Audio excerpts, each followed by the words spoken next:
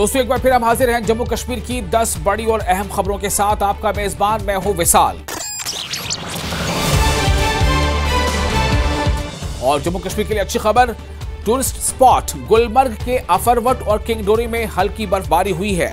बर्फबारी के बाद जो सयाह हैं उनमें काफी खुशी देखी गई। अपनी खुशी जाहिर करते हुए सयाहों का कहना था कि कश्मीर वाकई जन्नत है और यहाँ का मौसम बहुत ही खूबसूरत है। और ये कश्मीर में मौसम ने अपनी करवट बदल ली है और मुख्तलिफ मकामात पर मौसम का मिजाज जो है वो बदल चुका है।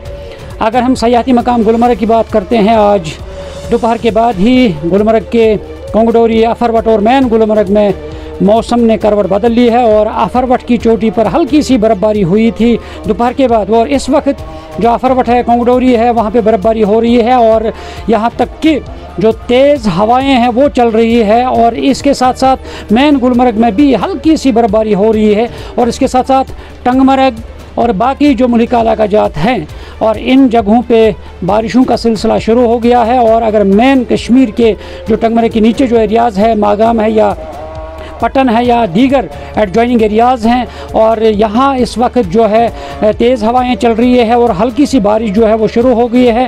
अगरचे इससे शदीद सर्दी जो है, इसमें शदीद सर्दी की लहर दौड़ गई है।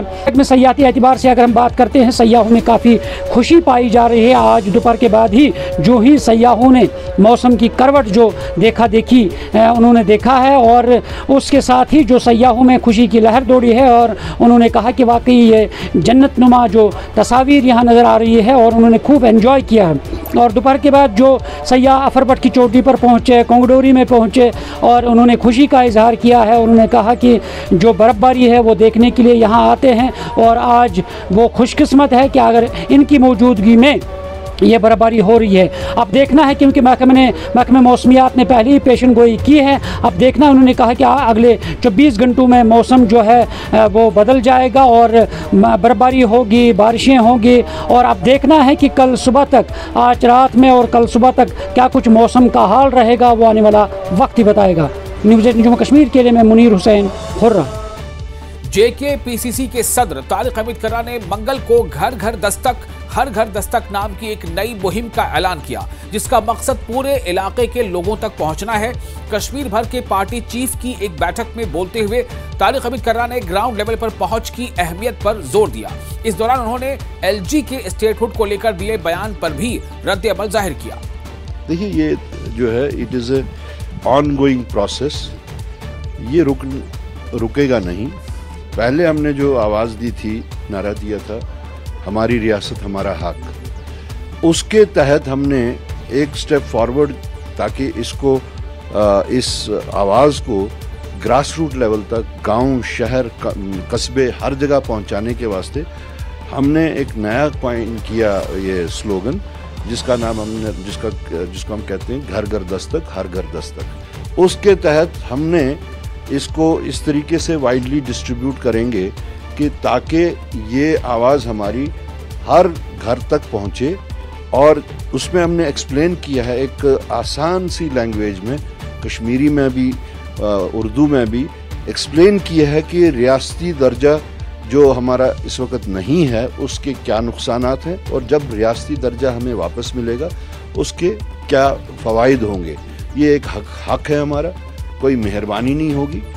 बडगाम के PDP उम्मीदवार आगा मुंतजिर को इलेक्शन कमीशन का नोटिस भेजा गया है। आगा मुंतजिर पर इलेक्शन के जो ज़ाब्ते अखलाक हैं उसकी खिलाफ वर्जी का इल्ज़ाम है। हालांकि PDP ने कहा है कि आगा मुंतजिर ने कोई भी ज़ाब्ते की खिलाफ वर्जी नहीं की है, ना ही कोई नियम तोड़ा है। देखिए, जहाँ तक इस नोटिस का ताल्लुक़ है, हमने आज उनको जवाब दिया इलेक्शन कमीशन को, मगर मैं उनसे यही बताना चाहूँगा कि मैं इस कॉन्स्टिट्यूंसी में पैदा हुआ हूँ, इसी कॉन्स्टिट्यूंसी में बड़ा हुआ हूँ। यहाँ के हर माएँ मुझे अपना बेटा समझती हैं, यहाँ की हर एक बहन मुझे अपना भाई समझती है और यहाँ के हर बुज़ुर्ग मुझे अपना बेटा समझते हैं। तो उसी की रोशनी में जब हम कल अपनी इलेक्शन कैंपेनिंग वाइंड अप करके वापस आ रहे थे, तो रास्ते में हमें कुछ माएँ मिली, कुछ बुज़ुर्ग मिले, तो उन्होंने अपने उसी मोहब्बत का, उसी उख़्वत का इजहार किया। तो उसी मोहब्बत, उसी उख़्वत का हम शुक्रिया अदा करते रहे और वो थोड़ा कारवान बड़ा हो गया और हम लेट फिर घर पहुँचे। बाकी ऐसी कोई पॉलिटिकल मुहिम नहीं थी जो उन्होंने हम पर एलिज किया कि आप पॉलिटिकल कैंपेनिंग रात को कर रहे थे विदाउट परमिशन। अगर हमको रात को पॉलिटिकल कैंपेनिंग करनी होती तो हम बाज़ाब्ता और उनको इन्फॉर्म करते, उनको हम परमिशन के लिए रिक्वेस्ट करते। बट स्पॉन्टेनियस जब यहाँ की माओं ने, यहाँ की बहनों ने मुझे देखा तो उन्होंने उसी जज्बे का, उसी मोहब्बत का इजहार किया। बडगाम और नगरोटा असेंबली ज़िमनी इंतखाब, ये दोनों सीटों पर जो इंतखाबात है वो 11 नवंबर को होने हैं, जिसमें बड़ी तादाद में कश्मीरी पंडित भी वोट करेंगे, खासतौर से बडगाम के अलावा जो नगरोटा जो इलाका है वहां भी।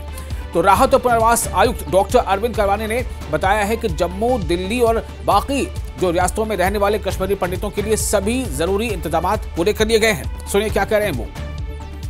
लद्दाख के सांसद हरीफा जान ने अलग अलग गाँव का दौरा किया। इस दौरान उन्होंने मकामी जरूरतों का जायजा लिया, साथ ही जो मकीन हैं, जो लोग वहां के रहने वाले हैं, उनसे बातचीत की और लोगों के सामने आने वाली विकासात्मक चुनौतियों की भी उन्होंने समीक्षा की। वहीं स्टिंग यांगकोंग में जो मकामी लोग थे उन्होंने एक पशुशाला यानी कि जानवरों रहने की एक जगह और साथ ही साथ एक उचित जल पंप सिस्टम के लिए एक और साथ उसके अलावा मेडिकल केंद्र, मेडिकल सेंटर की जरूरत पर भी जोर डाला। करगिल डिस्ट्रिक्ट के जो बचे हमारे एरियाज थे वो अब कंप्लीट कर रहा हूँ। मकसद यही था कि एक तो हमारे जो फार फ्लॉन्ग एरियाज हैं, रिमोट एरियाज हैं, उन इलाकों में जाऊँ और वहाँ के जो हालात, उनके जो इश्यूज़ हैं, उनके जो मसाइल हैं, उनके जो वहाँ पे जो ज़िंदगी बसर कर रहे हैं, उनके हालात देखें और इंशाल्लाह उनकी जो भी मसाइल हो वो हमारे चाहे डिस्ट्रिक्ट लेवल पे, एडमिनिस्ट्रेशन लेवल पे हो या यूटी लेवल पे या सेंट्रल लेवल पे जो इश्यूज़ टेकअप करना हो, उनको आगे जो है उन सारे इश्यूज़ को टेकअप करके priority wise step by step जो है उनके मसाइल को हल करें। Jammu Kashmir employees coordination committee ने मुश्तरका तौर पर मंशियात के इस्तेमाल, नाबालिग जराइम और समाजी बुराइयों के खिलाफ असातिज़ा और स्कूली तालीम का किरदार के उन्वान पर डिविजनल सतह का एक सेमिनार मुनक्किद किया। सेमिनार में श्रीनगर के मुख्तलिफ अजला से असातिज़ा की बड़ी तादाद ने शिरकत की और बच्चों में बढ़ते जराइम और मंशियात के इस्तेमाल समेत मुख्तलिफ समाजी बुराइयों के पेश नज़र जम्मू कश्मीर की सूरत हाल को तशवीशनाक करार दिया। सरकारी मेडिकल कॉलेज राजौरी के सुपरिंटेंडेंट डॉक्टर शमीम अहमद ने प्रेस कॉन्फ्रेंस करके सुबह ठंडी कैसी हाईवे पर हुए सड़क हादसे की जानकारी दी। उन्होंने कहा कि पीर को 28 लोग उनके पास जख्मी हालत में जीएमसी पहुंचे, जिनमें 26 तालिब इल्म थे और 2 तालिब इल्म को जम्मू रेफर किया गया। उन्होंने कहा कि इन 2 की हालत नाजुक थी और उन्हें एयरलिफ्ट किया गया है। उन्होंने कहा कि इस हादसे में जख्मी होने वाले ज्यादातर स्टूडेंट थे।